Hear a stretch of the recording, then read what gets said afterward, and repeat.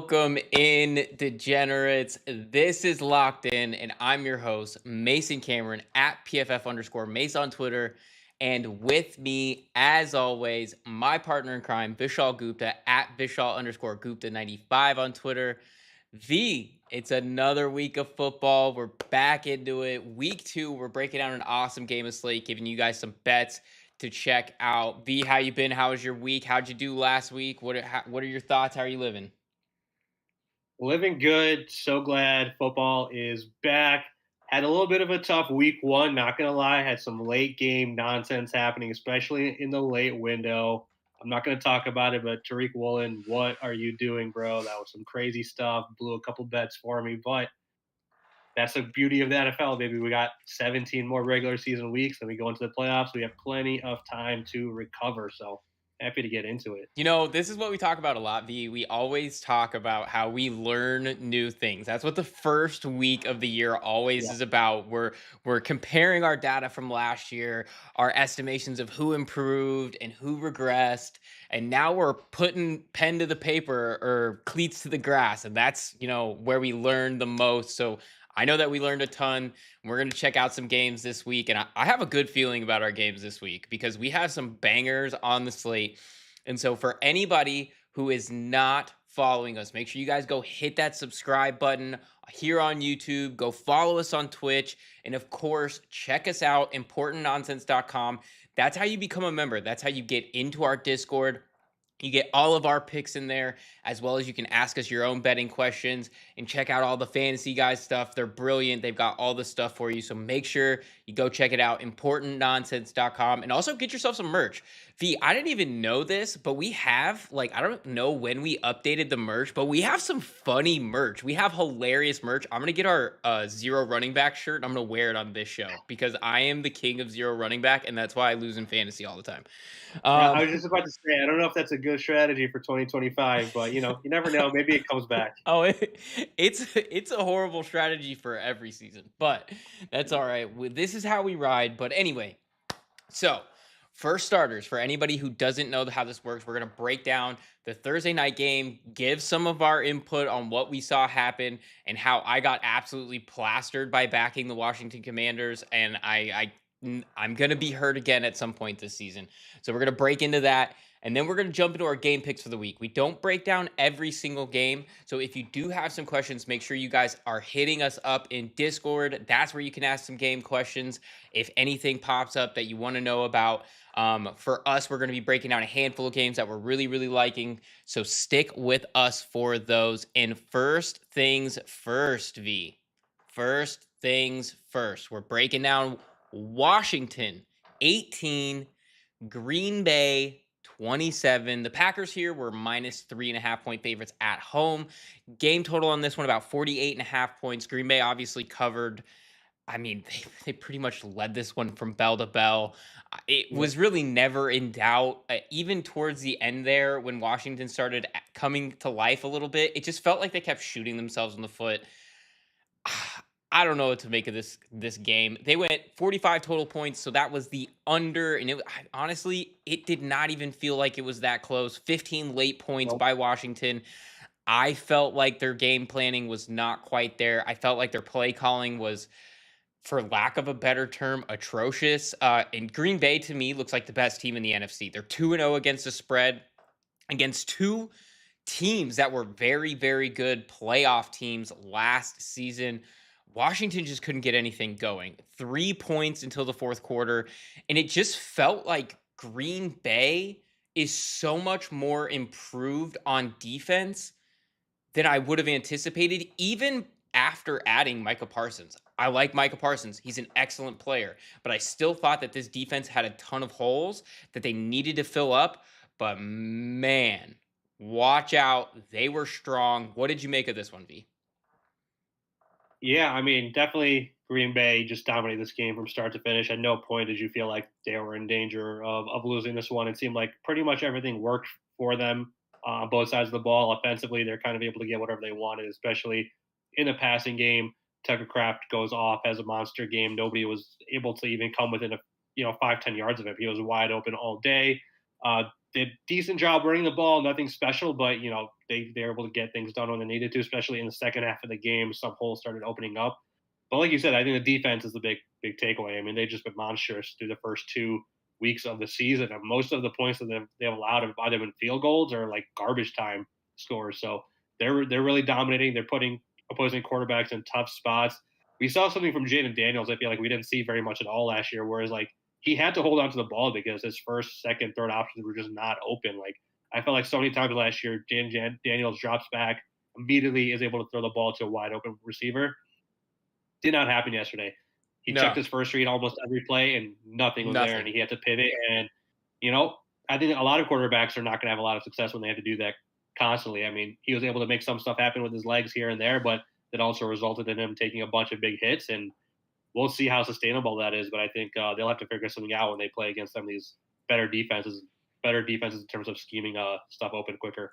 In earlier today on the PFF betting show, I was talking to my colleague Judah Fortgang, and we were talking about how it's something that I've just never quite seen before with when it comes in terms of Jaden Daniels is that this team pressured Daniels so well that those progressions moved quickly and he still couldn't get the ball loose and he still couldn't escape the pocket. They corralled him Right. so well. And if they can do that against other mobile quarterbacks, I mean, this is going to be a tough defense to beat because, I mean, a lot of the times what we see with these mobile guys is that they really do lean on their legs and wow, if you can corral, the Lamar Jacksons of the world, the Jaden Daniels of the world, if you can corral them into the pocket, keep them there. Not that they can't beat you from the pocket, they're excellent passers.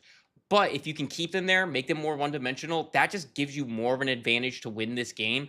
And I, I have no words, no words when I talk about.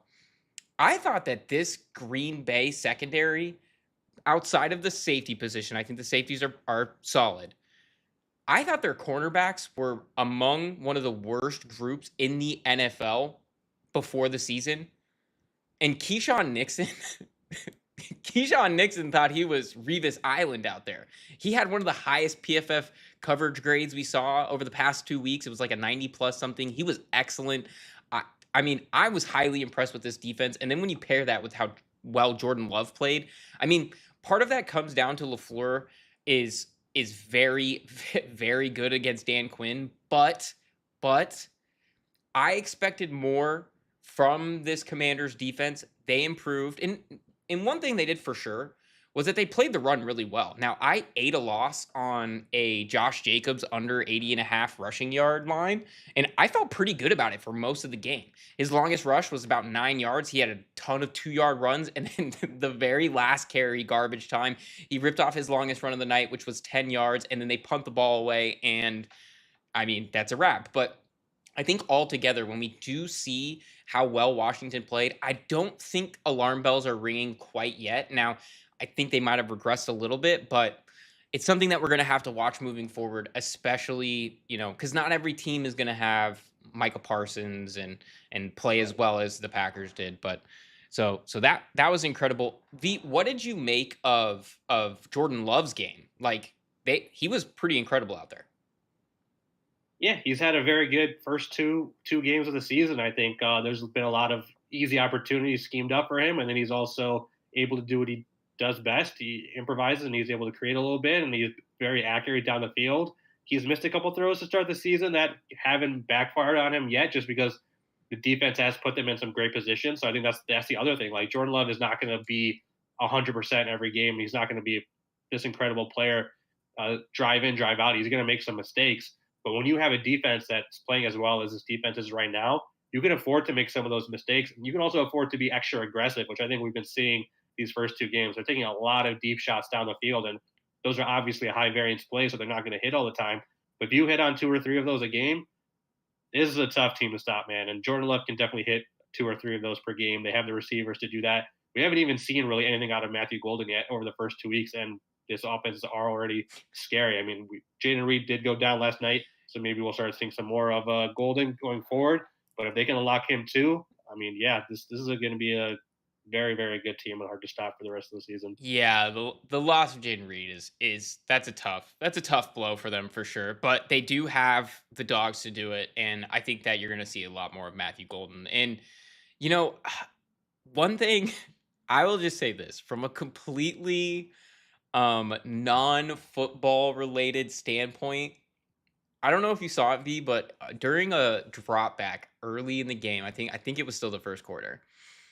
They zoomed in on Jordan Love during the replay, like on his face, and he's doing like the Jordan like licking his lips, and I was like, I instantly was like, I I don't like you anymore. I don't I don't want to see you succeed. So no, no, no. But No. I mean, he's obviously feeling himself. He played really well, and as you said, they've schemed open a lot of really good stuff. Lafleur, when he gets in his bag, he can be kind of crazy. So it's I feel like definitely he's always in his bag, though, right? I feel like some people just like to hate on him for some reason because maybe they haven't had postseason success. But I mean, yeah, there's plenty of teams out there that would do a lot to have a guy like LaFleur calling yeah. their plays.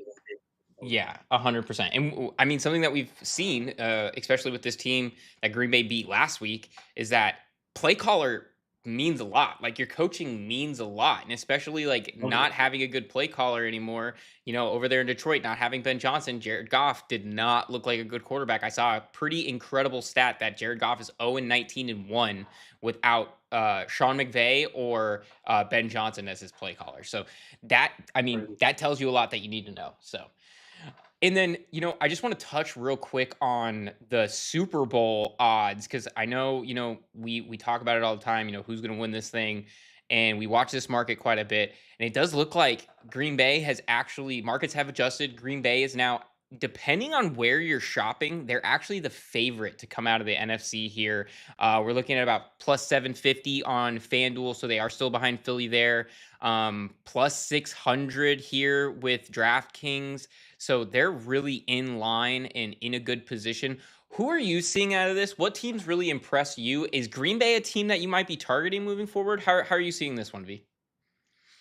I think that's a decent bet. I would be curious to see what their odds are just to win the NFC rather than winning the Super Bowl. It might be a bit easier play there, just because I think once you do make it to the championship game and you're going to have to play a Kansas City or a Buffalo or a Baltimore, that's going to be pretty tricky, and you don't want to leave it up to chance at that point. But coming out of the NFC is not going to be nearly as challenging as it is to come out of the AFC, just because there's not that many good teams at the top. You're really just talking about Philly. Maybe you're talking about the Rams if they can stay healthy. And then you don't know what's going on with the NFC South. Maybe Minnesota comes out. Maybe Detroit can play better. But, 49ers are dealing with injuries. Washington, like we mentioned, is maybe going to regress a little bit. So it seems pretty wide open for Green Bay to come out of there with just Philly as their main challenger. So I think I might rather take them to win the conference rather than the Super Bowl. But yeah, could be a good bet to sprinkle a little bit on. Yeah, and in on here on Betting Pros, big shout out to Betting Pros. One of the things that we're seeing here, it's a little bit mixed up, but one of the things we're seeing here is depending on where you're shopping, especially FanDuel and DraftKings, two of the biggest books out there, you're getting, pretty a little bit varied odds here, but Green Bay, Philly, just like you're saying, LA is quite a bit ways down there, Detroit still down there, San Francisco. So, I mean, I think you're hitting the nail on the head right here with it. It looks like it's going to be a two-team race. I know that sounds so weird to say after, you know, Week 1 week. Yeah. week one plus a Thursday night game, but like it's been a strong showing from Green Bay right out of the gate. Now it's a long season. There's still a lot of football to play. I really like their chances, like you just said, to come out of the NFC because they are they are looking good. So the first game we have on the slate, V, is a good one. I actually think this is going to be an interesting one. As a new Cincinnati resident, this game is going to be played no more than 2 blocks from my house. So we Nice. have the Jacksonville Jaguars heading into Cincinnati to take on the Bengals. The Bengals here, minus 3.5 point favorites. Game total on this one is 49 points. That's a big, big total. What are you targeting in this one? Yeah, I do think that total is very big, and I think it's probably a little bit too big. So I'm going to be taking the under in this game. I think neither offense really looked all that great in Week 1, especially let's start with Cincinnati. They scored 17 points, and they had just 141 total yards of offense. They had only 7 yards of offense in the second half of that game. They were extremely lucky to come out with the win there. Couple of incredibly crazy bounces go their way where they're able to get interceptions off of passes that deflected off of Browns receivers' hands.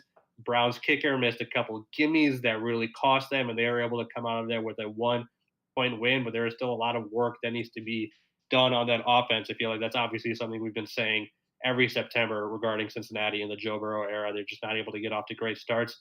But they won the game. That was the biggest thing. So I think that's all they really need right now. They just need to win. It's not going to look pretty. And then for Jacksonville, they were a little bit better. They had 26 points last week. They had over 370 yards of offense. 200 of those yards came on the ground. ETN had a nice game, bounce back game after a down year last year. He had a long 70-yard rush that really helped seal that game. But I think they're going to have a little bit tougher time running the ball this week against Cincinnati. Shamar Stewart had a really nice first game on that defensive line for Cincinnati. He kind of shut down Cleveland's rushing game. He didn't have a lot of box score numbers that really popped out. I don't think he recorded a tackle or a sack, but a lot of his advanced numbers look good. And I know you guys at PFF really had a nice grade on him. So exciting to see what he does there. And I think without a running game, if they're not able to get that going with Jacksonville, I'm just not trusting Jacksonville's passing offense to put up a bunch of points.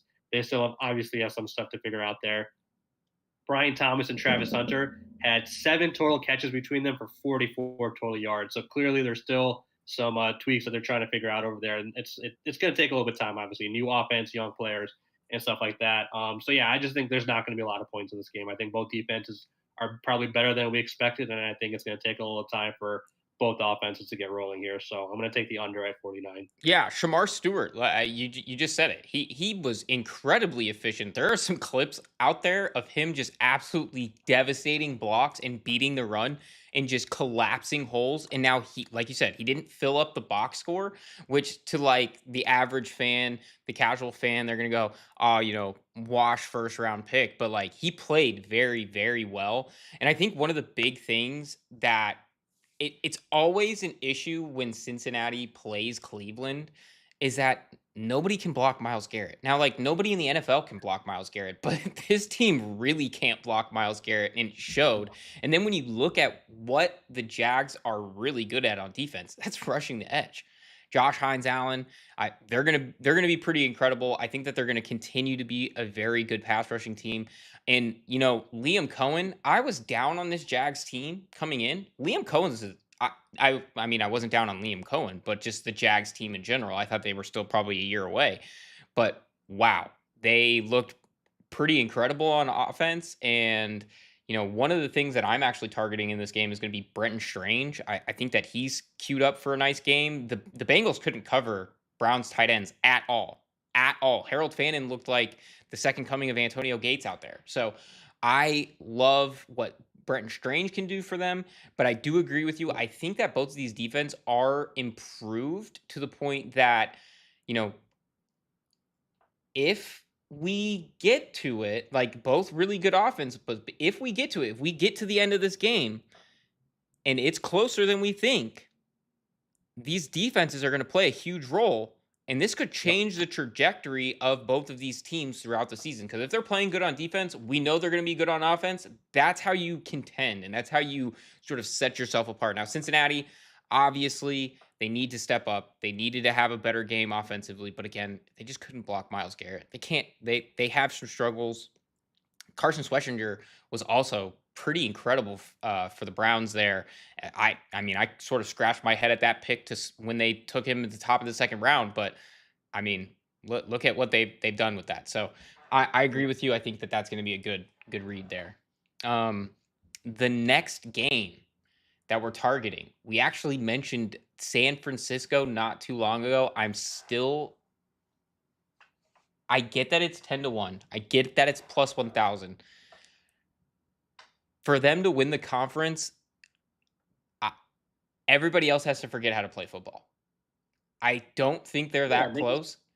It no. They're too injured. I mean, we're in week 2 and we're talking about half their team not playing. Exactly. And it's the same thing that hindered them last year. They're right back to it. I don't know. I don't know how you're supposed to trust this team. I actually picked them to win the West at first because I thought, hey, they have the easiest schedule. But, you know, a friend of mine, Dalton Wasserman over at PFF, he says winnable games are only winnable if you're good, or an easy schedule is only easy if you're good. So, I this is the perfect example of it. I just don't know what we're gonna see. The fact that they're 3-point favorites. Anybody who watched the show last week knows how I feel about the Saints. For them to be 3-point favorites on the road against the Saints is a travesty. Is an absolute travesty. I don't understand that line at all. Now, I'm not necessarily I mean, it's taking. still like Kyle Shanahan, though, right? Like he's worth something. He's worth something here, right? I think that's where I would understand where this is being put at a 3-point favorite still, despite the Mac Jones factor. Listen, you know me, B. I love me some Shanahan, but I just don't get it. I don't know how many points Shanahan is worth, but it must be worth 6 because this is incredible. So for anybody who hasn't kept up with the news, the 49ers are again very, very hurt. They have no Brock Purdy for like 3 to 5 weeks with a couple of injuries. No George Kittle. He went on the IR. Jawan Jennings still dealing with a shoulder. He was DNP all week. Him and Trent Williams DNP all week. Limited practice today. They're questionable to go in the game. Now, I don't want to sit here and say Jawan Jennings might be making a business move amid Right? his, contract dispute, but I'll just say without him in a potentially hobbled Trent Williams, no George Kittle, obviously no Brandon Ayuk, no Brock Purdy. Who are the weapons? Mac Jones is starting under center. The healthy weapons, Ricky Pearsall, who's actually played a lot better than I had anticipated. He was good last week. He was really good. Marquez Valdez Scantling, who signed with this team at the end of August, was not in camp with this team. Kendrick Bourne, who signed Just saying. literally like this week. He signed like 3 days ago. He might actually have to play in this game. Like he signed like 3 days ago. And Jake Tongas, their tight end, who actually graded out, I guess, decently well, but I'll be Yeah. completely honest with you, V. I don't even know who that is. I have no I didn't. idea. I hadn't heard of him until the fourth quarter of that game last year when he ripped a victory away from me. Right. So, um, the obvious answer here is who do they give the ball to?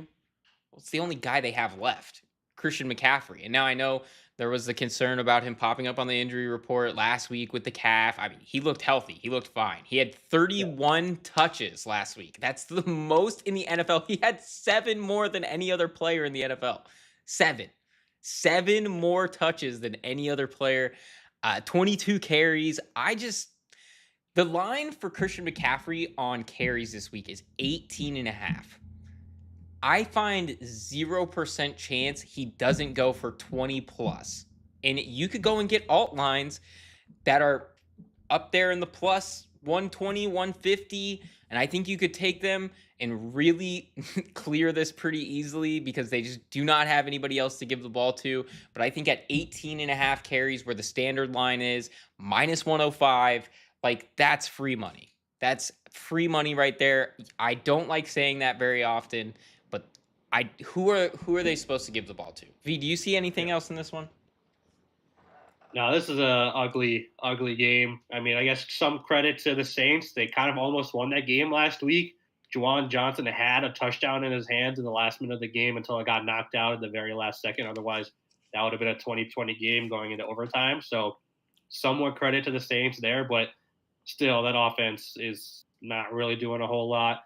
If you feel bad for Chris Olave with some of the shots that he's taken, I don't know if he's going to be making it through a full season this year. So, only thing I'm seeing in this one is the under in this one as well. I'm surprised it's above 40 at 40 and a half right now. This seems like it's going to be just terrible offense across the board. I'm sorry, I don't trust Mac Jones or Spencer Rattler to put up too many points in this one. So That's probably where I would lead on this one, is just take the under. Yeah, and like I've said, I don't have high hopes for this Saints team. They played better than I expected, but I also think that the Cardinals just sort of like lost it. Yeah, did they play down to their competition, or were the Yeah, Saints just maybe I think the a little bit better Cardinals than we think on it yet? it might have been a little bit of both. I think the Cardinals just didn't really play up to the level that they really can. And I mean, that's also still a projection because they didn't really play all that great last year. And when we talk about, I mean, they're one of my predictions for most improved teams this year.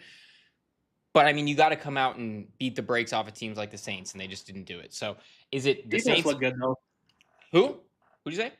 Cardinals defense looked good though. I Oh mean, it's yeah, just the offense. I think we still it got was some just stuff to the figure offense, out. right? The Cardinals' Yeah. defense looked great, and that's honestly where I think a lot of their big draw is going to come from. So that does it for this one. This is going to be one of those games in the the early slate that I don't think we're going to see a whole lot on Red Zone. We're not gonna be checking into this one on red zone too often. Uh, so the next game on our list, V, and I have to tell you, I love your read on this one. We have the Buffalo Bills -6.5 heading into New York to take on the Jets. Game total in this one 46.5 V. I'm just going to break the ice right here. You are on the side of the home Jets getting 6.5 points. I love it. Tell us what you're seeing in this one. Yeah, I'm pretty shocked that this line hasn't had any sort of movement all week. It opened up at 6.5 and it stayed at 6.5 all week. I kind of thought there would be some Jets money coming in throughout the week, but that has not been the case. But hey, I'll take it at this nice big fat number at 6.5. I think this is a very doable number for the Jets to cover. We'll start on the Buffalo side and we'll start with their defense. And I think, man, they struggled quite a bit last week. They allowed 40 points and over 430 yards of offense to the Baltimore Ravens. The Ravens averaged almost 8.5 yards per play.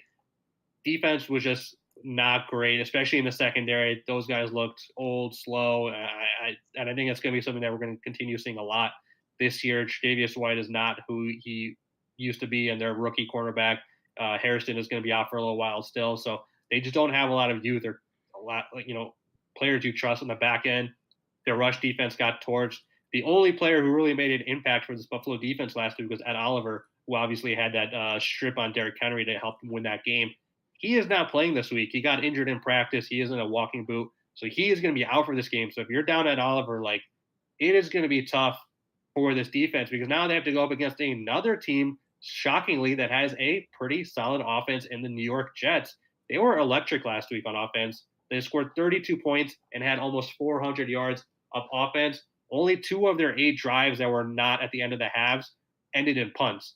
That's super efficient, especially when you're talking about not just the Jets, but when you're talking about Justin Fields, who has never been that efficient before. He had one of his best games as a pro last week, more than 260 total yards on offense. He had 3 total touchdowns. Most importantly, though, he was only sacked once and had no turnovers. If he can continue kind of being that efficient, getting the balls out of his hands, making good reads, scrambling when he's supposed to, this is going to be a pretty good offense. I mean, there's definitely going to be some regression. He's not going to play that well every week. That was kind of an out of his body or out of his mind game last week. There's going to be some regression, but just take care of the ball and continue throwing it to Garrett Wilson. I'm relatively shocked that their connection was as good as it was last week because I'm sure we all saw some of those training camp videos that were going around in August where he could not complete a pass down the field, especially to Garrett Wilson. That was tough stuff. I'm actually thinking now, were we duped? Were those AI videos that people were trying to throw out there to make us not draft Garrett Wilson and he could fall in people's fantasy drafts? Because what we saw last week was not what we saw in August. So if that continues, yeah. Yeah, no, I think that they sandbagged. I think they sandbagged everybody. They said, "Hey, get this one on camera," and then just sailed it. Yeah, that was crazy stuff. And then Breece Hall, he also looked really, really good on the ground. I know there's a lot of talk about him maybe getting traded, but he looked super explosive, 107 rushing yards on 19 carries. And again, this Buffalo defense was not good against the run in week 1, so there's plenty of opportunities to run the ball here for the Jets. I think this is going to be a close one. Obviously, the concern here is the Jets defense against Josh Allen, who was spectacular last week, and he's going to be spectacular all year. I was shocked to kind of see how bad the Jets defense played this week. I know, they're probably not what they once were a couple of years ago, but they still have really good players. They still have Quentin Williams. You still have Sauce Gardner. So I was expecting quite a bit more against Old Man Rodgers, and they struggled quite a bit. But I think the Jets offense can keep them in this one and keep this a one-score game. Yeah, this was a game that I also highlighted over on the betting show today. So if you guys go check it out, PFF YouTube channel, the betting preview that we did, I actually have a same game parlay on this one. I actually teased the Jets down to +3.5. I'm taking Justin Fields over 10 carries, taking taking Brees over 70, taking Garrett Wilson over 70. And I mean, you hit the nail on the head. The Bills' defense was bad last year, and they're bad again. To put this into perspective, I know that it was the Ravens. I know that it was the Ravens. They're excellent on offense. The Ravens, for the first 3 quarters and 5 minutes of the fourth quarter, were on pace to double any other team in offensive EPA per play. That means that they were so effective that they were Yeah. twice as good as any other offense in the NFL. They ended that game by far with the worst EPA per play. Those last 9 minutes, worst EPA per play in the NFL over the last 9 minutes of any game in week one. They still finished first in EPA per play. That's how good better, that's how bad Buffalo was. They just fell asleep. The Bills didn't win that game. And that's why this line didn't move, V. That's why this line didn't move. Because the public is like, Bills getting them under 7, the Jets, well, what do you know? And something that everybody misses in this is that the Jets play Buffalo very well in New York. They're 2-1 over their last 3. They beat this team. A lot of people, this was a long time ago, so I forgive anybody who doesn't remember, because I didn't remember. I had to remind myself. In 2023, week 1 in New York, Yep. Aaron Rodgers pops his Achilles. Who comes in but Zach Wilson? And who wins that game in overtime? The New York Football Jets, baby. I'm taking the Jets in this one as well. I love your read there. And, we talked about Brees Hall. Did they really want to trade him? I mean, I know that that's something we talked about, and maybe not us specifically, but the Yeah. public and the media, Right. and we all talked about Brees Hall, maybe they're going to try to trade him, and rumors and all this stuff. But they gave the guy 18 carries. It looked Yeah. like He looked good. they believe in him, and they knew what they had, and that was against a good Pittsburgh defense. Now, Pittsburgh run He defense ran isn't. all over them. Yeah, Pittsburgh's run defense isn't lights out by any means, but their pass defense, their pass rush. Armand Membu was the top graded tackle in the NFL. It was his first game. He was up against TJ Watt. If they can Yep. protect like that, and that's also coming off of them having to shift the interior of this offensive line to move Joe Tittman to right guard. If Yeah. they can They're continue to, down Derek Tucker right now, and they still played that and well they in week one. That's still, impressive stuff. I'm all in for the Jets. I know that they're 0-1, but I'm drinking the green Kool-Aid, and I think that they're going to be excellent. And of course, we got to talk about our guy, Garrett Wilson, friend of the show. Garrett, this offer has stood for how many years, V? 2, 3 years? If you ever He's want been to in the come league on the 3 or show, 4 years now. Yeah. we're here, buddy. We're here. Come on Come here. on. You got two of your biggest fans right here. So, Garrett, big game. Brees Hall, big game. Justin Fields. Oh, and just to talk about the Justin Fields rushing ability, obviously super athletic. He loves to run the rock. What we saw with the Ravens is the Ravens really took advantage of the Bills' lack of athleticism on defense Yep.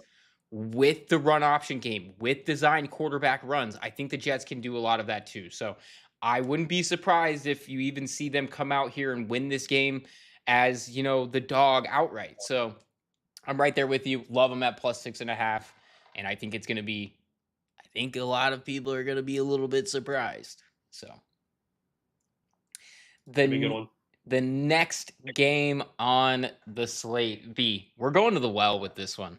We are going to the well. You know my rule. I don't bet on the Broncos, but I do bet the Broncos unders anytime they're over 40 points, and we've got another one right here. 43.5 points is the game total on this one. Broncos are -2.5. That number's actually all over the place. It started the week at -3.5, like in the look ahead line before the games on Sunday. And by the time Monday or Tuesday roll around, this thing was already starting to plummet in some places. I know in the circa millions, it's a pick 'em. It's a pick 'em. Is it really? It's a Oh, 1 point game in some places. It's 2.5 in others. So this is a really a strange line that's all over the place. And I get it. I get it. The Broncos didn't play up to standard on offense. We saw a lot of issues with Bo Nix. Bo Nix was the lowest graded quarterback in the NFL last week. Footwork all over the place, missed some throws, made some boneheaded throws, had some sort of weird things happen at times where had some sort of bad clear out routes and some things that were there or weren't there that he thought were there. And overall we know Bo can play better, but first and foremost the Broncos D is still electric. I understand that they played the Titans, but they were phenomenal. They were the best team in EPA per play by a mile. Best defense in EPA per play allowed, rather, as I should say, by a mile. They were very, very good. And when we look at the Colts played a great game. They also did it against a bad Dolphins unit, absolutely crushed. And this is the other thing. I was highly impressed by the Colts. I was highly impressed. I also wasn't overly surprised because I thought that this offense would run much better with Daniel Jones, and they did. And something that we're going to go see moving forward is they're going to play a more of a conservative brand of offense like they did, run the ball, take shots when they need to, but it's really a measured offense. I think we see a low scoring game here. One thing I'm slightly concerned about is Travarius Ward. He is going to miss this one, I believe, still in concussion protocol. But I think you're still going to see enough dogs out there that they're going to be okay. This Colts defense played really well. And I mean, our rule of thumb, V. Any Broncos game, at 43.5 might be one of the biggest totals we've seen for a Broncos game in a long time. So it's high. I think that that's way too high. I'm going to take the under here. V, is there anything that you're seeing in this one? I'm just curious to see what's real and what's not with kind of both of these teams, especially with Indianapolis, because I know Miami is not a good team, and I was not expecting them to be a good team this year at all. I thought they could beat Indianapolis. I thought that was going to be one of the few wins that they had on their schedule this year, and that was way off. They got the doors beaten off of them, and most important, like not shocked that Miami's defense maybe struggled a little bit, but given how badly their offense struggled, like I want to see how real this Indy defense is. Are they actually that good? Were they forcing Tua into some of these mistakes, or was it just Tua played bad and Mike McDaniel didn't have a good play calling day? We'll have to find out. That's what I'm really curious about because they have some guys. They have Latu up front. They have some good guys in the back end. So we'll kind of see what's real and what's not with Indy's defense here. So I'm staying away from this one because I'm just not totally sure what's real with both of these teams and what's not. But I'll be very curious to see what comes out of this one. Yeah, vibes are all off in Miami right now. I'm not going to Yeah, lie. we knew that coming into the season. It was bad vibes, but man, it's still Daniel It was Jones. Like I'm not. I'm it gonna be was happy to bad. bet against Daniel Jones when I get a chance to. Yeah, exactly. Yeah. So, this is you said it great.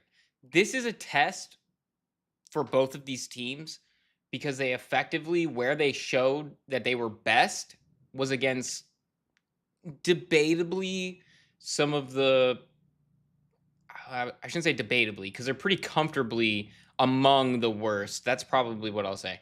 They're comfortably among the worst in those units. We had, Miami, who, I mean, they looked terrible on both sides of the ball, but we knew that they were going to be atrocious on defense. We knew that they were going to be very bad in the secondary. One of the things that surprised me about Miami was that I expected them to be bad in the secondary.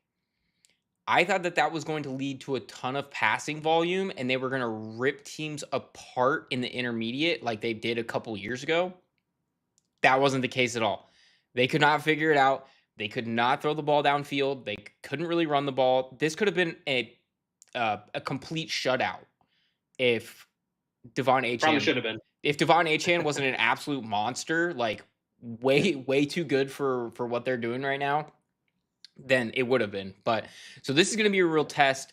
And then on the other side, you had the Titans offense where I don't know if you saw that clip, but Cam Ward had to dirt a screen ball because three I saw that. receivers turned to block and no one turned for the ball. Like the stuff's something's got to give there where the Titans just weren't ready to play football. And Yeah. frankly, I hate to say this, but I think both of the teams that the Broncos and Colts played in the Dolphins and Titans are probably going to be looking for new head coaches by the end of this season. So that's going to be something worth going. And hey, Mike McDaniel's, Yeah. maybe land in Detroit. I in saw that going Detroit, around as the yeah, or OC. That San would be Francisco. interesting. Maybe let's see what happens. Get the Go back, gang just back reunite. They together. already got Salah back. Just bring back Bring McDaniel back too. McDaniels. So that might be a more preferable situation to whatever's happening in that Miami locker room right now. But Yep, that's for sure. anyway, so we're going under 43.5 in this one here. The next game, the huge game, maybe the game of the week. I mean, there's a lot of good games in this slate, but this definitely has to be up there for game of the week. We got the Super Bowl rematch. The Philadelphia Eagles are heading into Arrowhead to take on the Kansas City Chiefs, but they are 1-point underdogs at home, they being the Chiefs. Eagles favored in this one. Game total 46.5, 47, depending on where you're shopping. You're liking the Super Bowl champion Eagles in this one to cover 1 point. What are you seeing? What are you liking? Yeah, always tough betting against Mahomes, especially when he's at home and he's a home underdog, which I think we never see. I can't even remember the last time that was the case. But man, I just think there's too many injuries and players being out for Kansas City where it's hard not to take Philly in this one. Obviously, Rashee Rice still dealing with his suspension. He's going to be out for another few weeks. Xavier Worthy listed as doubtful with a separated shoulder. I'm surprised he's even up to doubtful and not just already been ruled out for the next month. But somehow he's up to doubtful, but not expecting him to play. That kind of leaves you with Hollywood Brown, Juju Smith-Schuster, and Travis Kelce as your top options. And if we were in 2022, that would be a phenomenal receiving core. But unfortunately, it's 2025, and I don't know how well that's going to work out for this Kansas City offense. They're going to have to go up against a Philly defense that I think we talked about it last week did not look all that great in week one. But again, that was with Jalen Carter going out before the game even really started. He is going to be back in this one. So I think we're really going to see this Philly defense, especially up front, play like we are expecting them to play and make things very difficult for Kansas City's offense. And then on the flip side, I think Philly's offense is going to be just fine. They're going to continue to play well. I thought Hurts looked really solid last week. His passing numbers were nothing spectacular as usual. He only had 19 of 23 for 152 yards, but he tapped down another 62 yards on the ground and had a couple rushing scores. It's just it felt like he made the right play every time he touched the ball last week, either throwing it to the open guy or rushing when he needed to. He just kept getting positive play after positive play and keeping the opposing defenses on the field. And I think he's going to be able to continue doing that. The Philly offense looked pretty unstoppable in the first half of that game. And that was with A.J. Brown and Devontae Smith not really being involved. They finished that game with 4 total catches for 32 yards. And they still won that game, and their offense looked relatively solid. So expect them to be more involved, especially with Dallas Goedert being ruled out in this one. And if we see more A.J. Brown and Devontae Smith, I think we're going to see a nice win for Philly in this one. And just too many injuries for Kansas City's offense right now. I just had to look it up, V. They've been dogs at home twice since 2020, which is, I was shocked to even see twice. They are 0-2 as home dogs. The last time they were dogs at home, week 6 of 2022, they were 2.5-point dogs against the Bills, and they lost 20-24. So, wow. Okay, there you go. There you go. And, I think you hit the nail on the head. What we're seeing from both of these teams, I mean, these I get that we literally just saw these two teams face off, and the Eagles absolutely blew them out, blew the Chiefs out in the Super Bowl. Yeah. I think we're seeing I shouldn't say two new teams. These teams have a lot of different pieces than they did even just a handful of months ago. And I think we're going to see regression on both sides.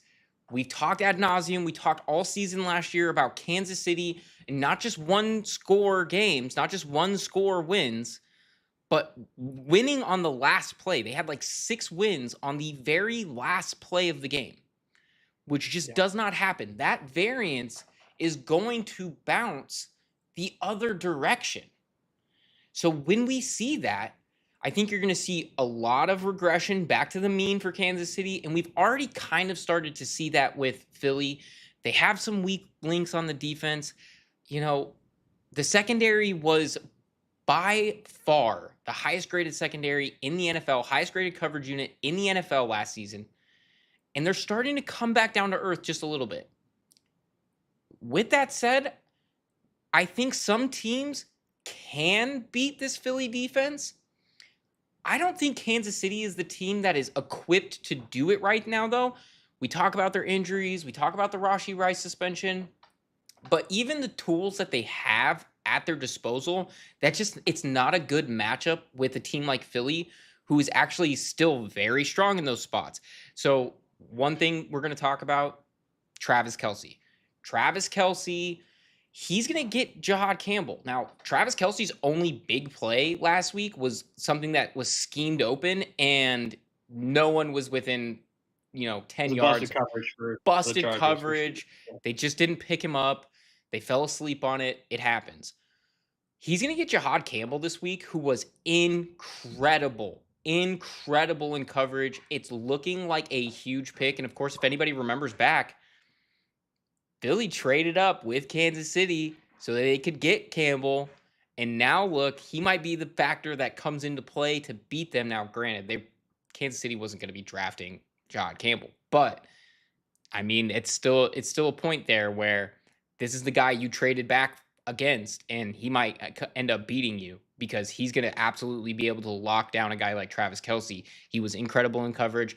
And when we look at one of the things that everybody talked about was who's going to inhabit this very key, important role to this Kansas City offense in the Rashee Rice role, where who's going to run these short bubbles, who is going to be a guy that is really going to get fed a ton of targets. And I think a lot of people thought it was going to be Juju. I did. I thought Juju was going to play out of the slot, and that's what they were going to do. But it looked like it was Hollywood Brown. Hollywood Brown got a ton of play out of the slot.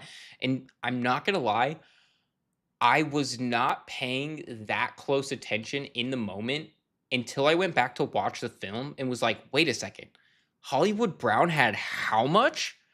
And I looked back and I was like, wait, what happened? And he played a good game, but at the same time, I didn't feel like it. It didn't look like it when I was sort of watching there on tape. It looked like they weren't quite on the same page, missed some throws they could have had. Now, obviously, they were good on the stat sheet, but I think there's something to be desired there. And when you match up with a guy like Cooper DeJean, who was incredible, highest graded cornerback in the NFL last season, I think that what you're going to see is this is just not a matchup that fades that plays out well for Kansas City. So I'm with you there. I've got Philly -1. I know my guy Ben Lindsay over at PFF, he took Philly -1 as his best bet of the week too. And I really like that. I agree with you guys both on that front. Last game of the schedule here that we're going to be breaking down. It is another AFC West matchup here. We have the LA Chargers heading into Las Vegas to take on the Raiders. I guess after being in Brazil, they're like, yeah, we'll send you to Vegas. Go have some fun. We have the Chargers -3, -3.5, depending on where you're shopping on the road. Game total for this one, 46.5 points. And I am on the side of the Chargers. I very nearly took the game total itself, but I think the Chargers are better on offense, on defense. I have some reservations about the Raiders still. At least offensively, Geno was great. Geno had an Yeah. excellent game. He was fantastic. I'd like to see that continue. Gino is a bit of the gunslinger mentality where that variance is really up and down, and he's fearless. He's going to throw the ball around, and he's definitely going to get a couple, but I don't know if it's going to be enough for the whole game total to go over. So I'm on the side here of the Chargers going over their team total at 24 and a half. And the reason being is that Herbert is absolutely electric. It looks like Greg Roman figured out how to throw the football. So what we're going to see is Herbert absolutely gashed Kansas City. Now, Kansas City is a much better coverage unit than the Raiders, even though Kansas City's coverage unit sort of regressed as the season went on, and we sort of saw more of that when they played the Chargers. But I mean, we talked about it last week. This Raiders coverage unit is not a good unit, and they just don't Yeah. have the dogs out there. They're still a year away from building an actual, defensive team that can keep up. I think they're doing some good things. I really liked the way that they drafted this year, but I don't think that this is going to be a game where you see them sort of figure it out and come to the light. 318, 3 touchdowns for Herbert last week. I think he's going to have a pretty similar line, if not better. They're still just not a great coverage unit. Now, Drake May, he had solid numbers. Um, you know, He was all over the place, though. he was I watched every snap of that game. He was all over the all place. He over had the some really place. nice stuff. He had some. I cannot believe for an NFL quarterback making some of these inaccurate throws. So yeah, tough. And that's just in the first like in the first quarter. Like he ended up with a really good like there were balls where I was like, that is an incredible throw. That is incredible placement. His first pass, he airmailed over and out by like 10 feet. Yeah. He cleared him by a full, 2 body lengths. And that like just can't happen. Some errant balls. There was one in the first quarter where he legitimately stared down a dropping linebacker and threw it literally right to his left, like the linebacker's right, Yeah. and I don't know how this wasn't a pick. Like it ended up being a completion. He literally turned on it. I don't even remember who it was to. And then he had to throw to I think it was Hunter Henry. Henry. Was it Possibly. Hunter Henry? He had one to Hunter Henry where, pretty good coverage. It was solid coverage by the Raiders. And he just sort of back shoulder faded it down the seam. And I was like, you don't see that every day. So I think that Oh, errant play, that up and down play from May is, they still ended up not winning, but I think that was what more played a factor in yeah. the Pats not being able to score as opposed to the Raiders having some really great defense. Give me the Chargers to go over 24 and a half team points. V, you seen anything in this one? I think it's a good call just taking the Chargers team total rather than the game total. One thing to watch for the Raiders offense, Brock Bowers has been a DNP so far this week. They have one more practice tomorrow because obviously they play on Monday night, but at best he's going to be limited, but it seems like there's a good chance he's not even going to play. So you're going to lose your top weapon. That's just going to make things harder. Raiders struggled to run the ball even against what should be a bad Pats defense last week. Now they're going up against a much better Chargers defense this week, so it could be another struggle for them to run the ball. So I think it makes sense just to take the Chargers team total over. I'm probably going to take the Chargers to cover the spread in this one. I just think they're a much better team. I think their offense is fully clicking. I think we're hopefully going to see Omari Hampton actually unleashed in this game. He got a lot of touches last week where there just wasn't a lot of room to operate. Should have some more success in this one. So excited to see what he can do with the ball. And then, yeah, their passing game was electric, even though I was surprised to see how involved Keenan Allen was, but still, they made that thing work and it was humming. So I'm very excited to see what they're able to do against a Raiders defense that isn't nearly as good as Kansas City. So, yeah, should be a fun one. Yeah. That Keenan Allen connection, it's just like riding a bike. They just came back to it and everything looked clean. And, you know, Herbert is going to silence a lot of doubters. I did not realize that so many people push back on Herbert Oh, being. it's crazy. It's been like that for like almost his entire career, and I just don't get it. People just like to look at records and look at the box scores or whatever. This dude is a freak amongst freaks. So yeah, I really really want him to break out and show people what he's really about. That's V, it's so funny. I think it just proves that I'm an old man. I don't get out of my house very often because I legitimately have always looked at Herbert as like, man, if they can just put it together, give him a few more weapons, he can throw the rock like no one's business. One of the best arms in the NFL. And I wrote a futures bet on him for touchdowns. His touchdown total for the year, by the way, 21 and a half, absolute free Oh, money. It was stealing. Legitimately, you're gonna get that by like midpoint of the season. yeah, it was legitimately stealing. And, I got so much pushback on that from like YouTube comment section and things like that. It was not it was not what I had expected, to be frank. But so he's going to silence a lot of doubters this season for sure.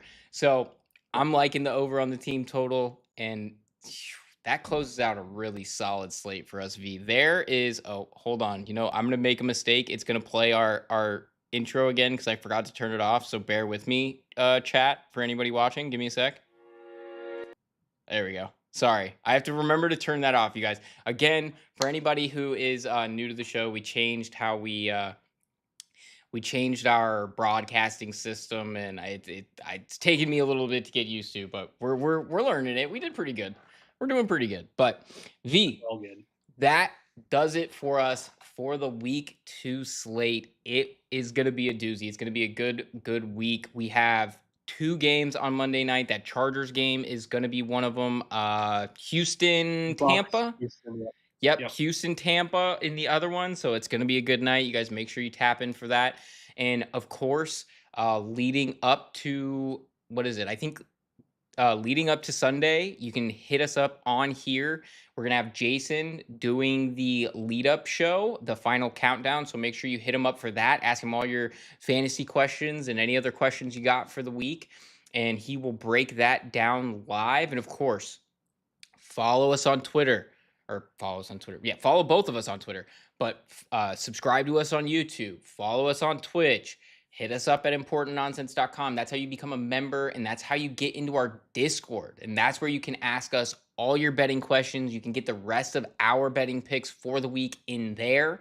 And you can ask all the fantasy guys all the fantasy questions. So hit us up. And V, I think that about does it. That wraps us up for week 2.